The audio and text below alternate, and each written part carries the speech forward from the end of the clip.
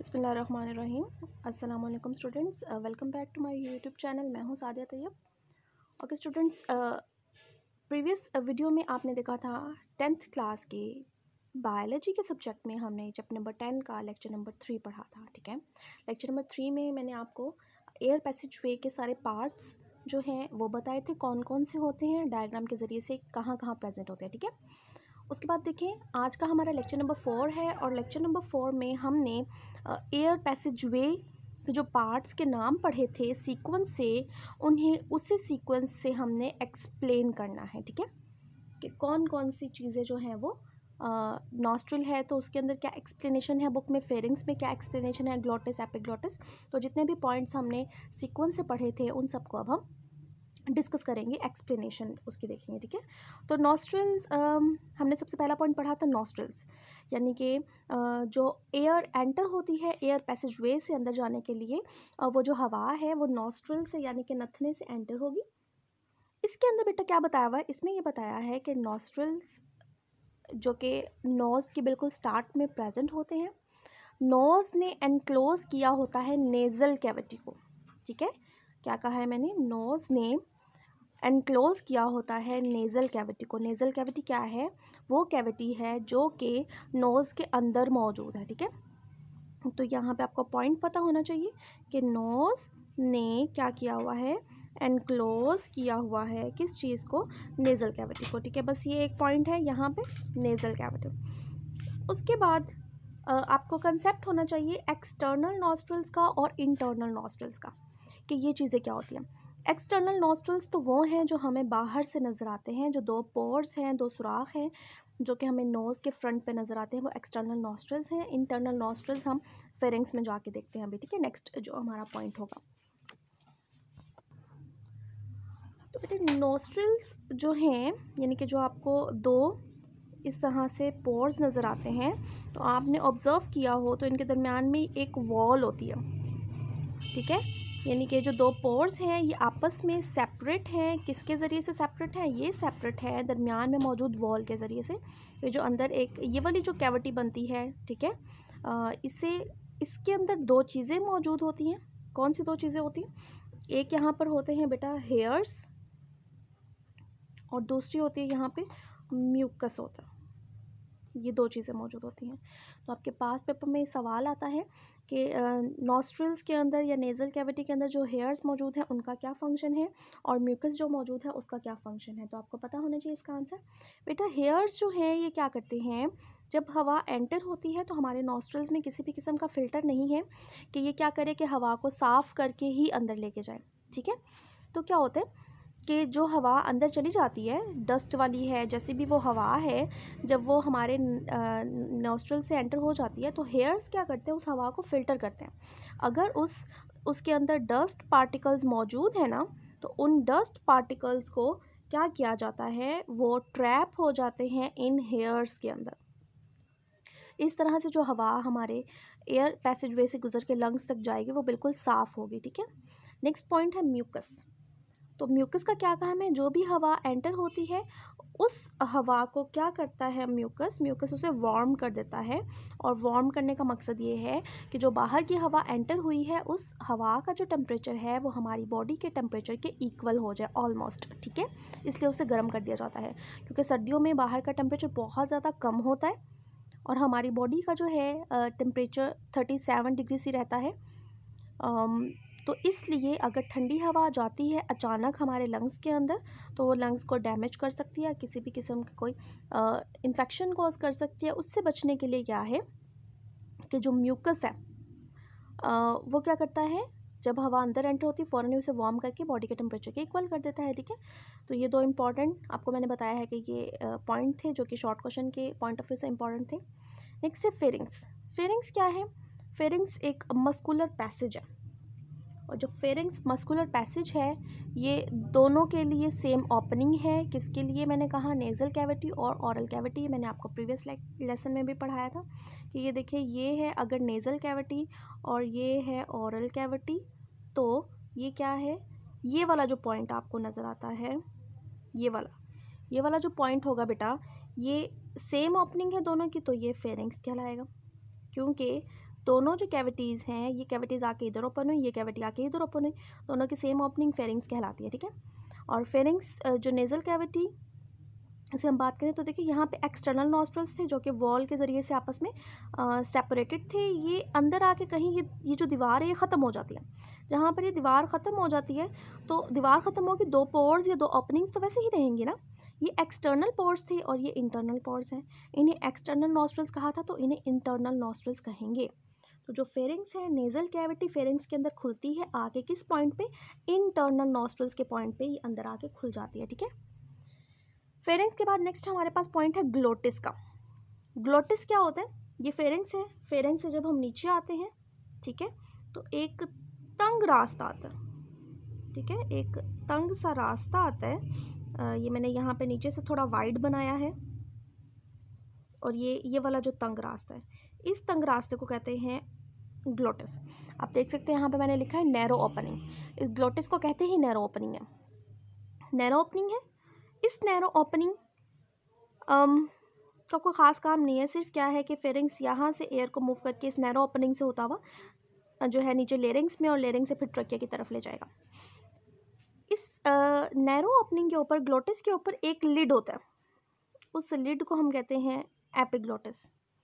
इस लिड का क्या काम होता है बेटा, कि जब हमने खाना खाया है, ठीक है, ये ओरल कैविटी से वो जो फूड है जिसे बोलस कहते हैं, जब यहाँ तक पहुँच जाता है, उस खाने को हमने इनगल्फ करना है या हमने स्वेलो करना है, तो स्वेलो करने के टाइम पे वो जो खाना है उसने इस तरफ मूव करके जाना है। यानी कि पहले वाली जो यहाँ पे हमें पाइप नज़र आता है या ट्यूब नज़र आता है वो ट्रकिया है, यानी कि विंड पाइप है और फूड पाइप पीछे है। तो जो खाना है वो विंड पाइप की तरफ मूव करके ना चला जाए, इस बात से बचने के लिए जो ग्लोटिस है, जो नैरो ओपनिंग है, उसके ऊपर अल्लाह ताला ने एक लिड रखा हुआ है।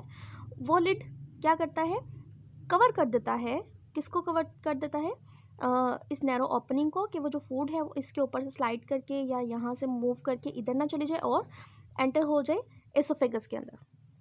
तो एपिग्लोटिस का काम क्या है और एपिग्लोटिस क्या है ये सवाल आ जाता है, और ग्लोटिस क्या है ये सवाल आ जाता है। तो एपिग्लोटिस एक कार्टिलेज का पतला सा फ्लैप है, एक ढक्कन है जो कि ग्लोटिस के ऊपर आ जाता है, ठीक है। नेक्स्ट पॉइंट है बेटा लेरिंग्स। लेरिंग्स क्या है, ये देखें कि ग्लोटिस के नीचे जो है आता है लेरिंग्स। बेटे इसके बाद ना, ग्लोटिस के बाद यहाँ पे ना एक बाहर की तरफ उभार सा कुछ वी शेप सा स्ट्रक्चर होता है, ठीक है।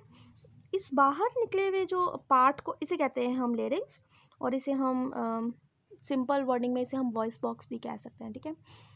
वॉइस बॉक्स हो गया, लेरिंग्स हो गया। मैंने आपको पहले भी बताया था कि जिनकी गर्दन पतली होती है उनकी गर्दन के बाहर हमें ये लेरिंग्स बिल्कुल नज़र भी आ रहा होता है, ठीक है, ऊपर मूव करते हुए जब वो बात करते हैं। इस लेरिंग्स के अंदर कुछ बातें पढ़ने वाली इंपॉर्टेंट। इसे वॉइस बॉक्स क्यों कहा गया, क्योंकि ये वॉइस या साउंड प्रोड्यूस करता है। जैसे प्रोड्यूस करता है कि देखें कि ये जो है ये क्या है, ये लेरिंग्स है, ठीक है।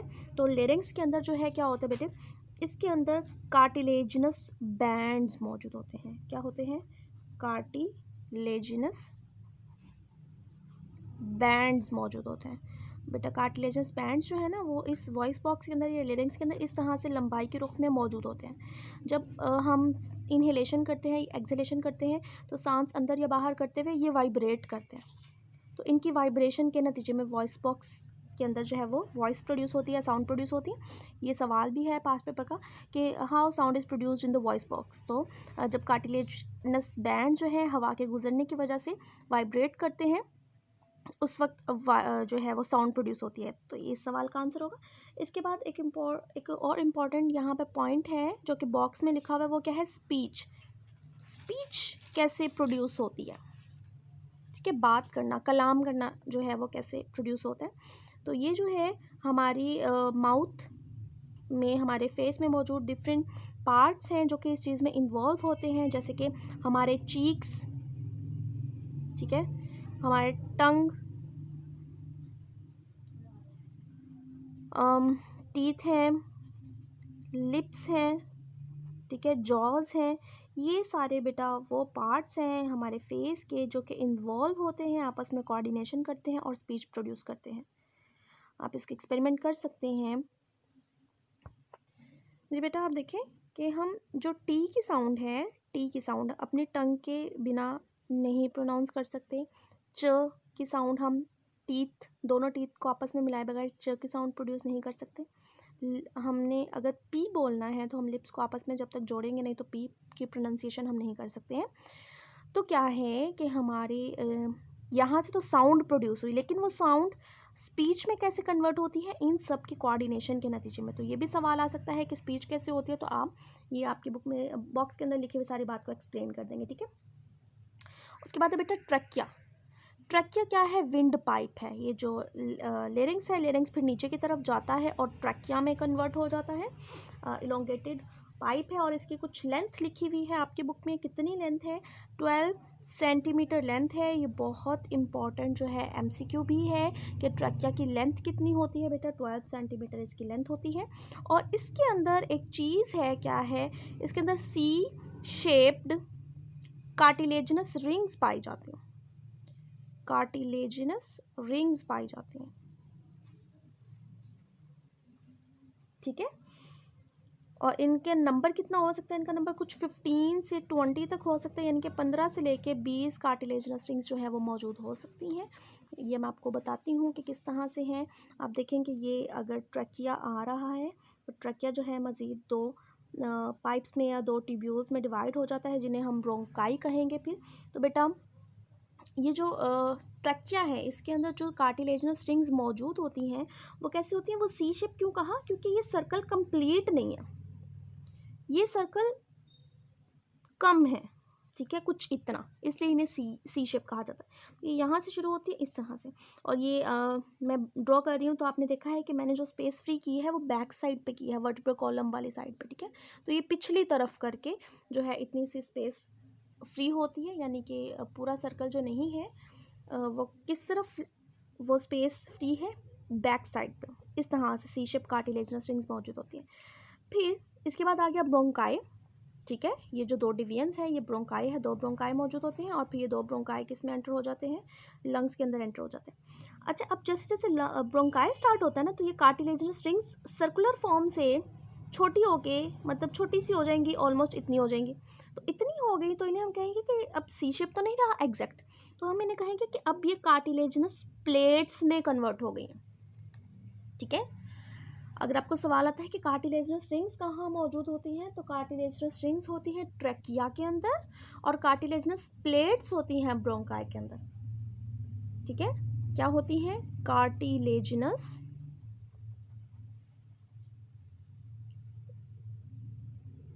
प्लेट्स। अब इनका पर्पस क्या है? क्यों कार्टिलेजिनस प्लेट्स या रिंग्स मौजूद होती हैं? क्योंकि ये विंड पाइप है, तो विंड पाइप कोलैप्स ना कर जाए, बेंड ना हो जाए, इनकी बेंडिंग से बचने के लिए क्या है, ये कार्टिलेजिनस प्लेट्स या फिर कार्टिलेजिनस रिंग्स जो है वो मौजूद होती हैं। इसके बाद मज़ीद है ब्रोंक्यूल्स है कि ये ब्रोंकाई मज़ीद ब्रांचेस में कन्वर्ट होता जाता है और ये किस में डिवाइड हो जाता है? ब्रोंक्यूल्स में। इन ब्रोंक्यूल्स की जो एंडिंग है, इनके ब्रोंकाई इनसे ब्रोंक्यूल्स बनी, तो इन ब्रोंक्यूल्स की जो एंडिंग है यहाँ पर मौजूद होता है एक स्ट्रक्चर, उसे कहते हैं एल्विलाई, ठीक है। ये यहाँ से क्या होगा? ये इसे हम ज़रा जूम करके देखते हैं कि यहाँ पे क्या हो सकता है। ये होगा एल्विलर डक्ट और एल्विलर डक्ट के नीचे होगा एल्विलर सैक, जिन्हें हम कहेंगे एल्विलाई, ठीक है। ये क्या है? ये है एल्विलर डक्ट और ये क्या है? ये है एल्विलाई। आपको नजर आ रहा है ये सैक लाइक स्ट्रक्चर्स हैं छोटी छोटी, तो बेटे आपको ये सैक लाइक स्ट्रक्चर्स नजर आ रहे हैं और इन्हें हम कह सकते हैं ग्रेप्स की तरह के भी हैं, ठीक है। तो क्या होता है कि मैंने यहाँ पे लिखा रेस्पिरेटरी सर्फेस प्रोवाइड करते हैं, ये भी इंपॉर्टेंट एमसीक्यू है कि पूरे एयर पैसेज वे में, ठीक है, रेस्पिरेटरी सर्फेस कौन प्रोवाइड करता है? तो वो है एल्विलाई, क्योंकि एक्सचेंज ऑफ गैसेस यहाँ पे होता है। हमने ये जो चैप्टर स्टार्ट किया है वो है गैशियस एक्सचेंज, तो हमने अभी वाला जो हमारा टॉपिक है जो चल रहा है वो गैशियस एक्सचेंज इन ह्यूमंस, इंसानों के अंदर किस तरह से गैशियस एक्सचेंज होता है।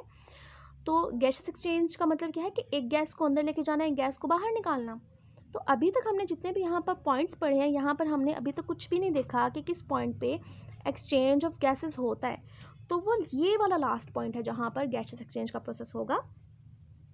बेटे मैं आपको थोड़ा मज़ीद समझाने की कोशिश करती हूँ कि ये देखें, ये है अगर एल्विलाई की दीवार, ठीक है, और एल्विलाई की दीवार के ऊपर क्या मौजूद है, ब्लड कैपिलरीज मौजूद है। क्या मौजूद है, ब्लड कैपिलरीज। ये जो है ये पतली पतली कैपिलरीज आई हुई है यहाँ पे। ये है एल्विलाई की दीवार और ये है कैपिलरी की दीवार, ठीक है। इसके अंदर यानी कि इसके अंदर क्या मौजूद है, क्योंकि हमने सांस ली है तो इसके अंदर ऑक्सीजन मौजूद है ज़्यादा, जो कि हमने लेके जानी है ब्लड के अंदर।